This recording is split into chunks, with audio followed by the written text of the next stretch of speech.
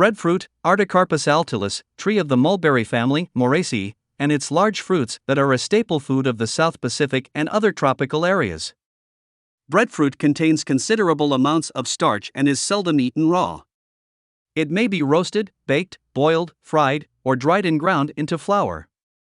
Is breadfruit same as jackfruit? The main difference between jackfruit and breadfruit is their flavor.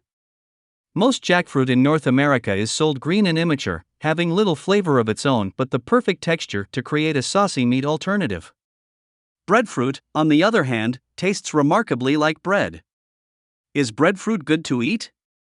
Breadfruit is packed with nutrients, which lower cholesterol, fight infections, promote youthful skin and healthy hair. Since it contains a good amount of fiber that reduces the rate of glucose absorption, it is a diabetic-friendly food. What does breadfruit do to the body? Cardiovascular health. Breadfruit is an excellent source of potassium.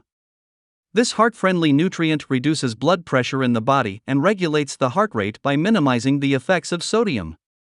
It conducts electrical charges that drive muscular contraction in the skeletal system, including the heart.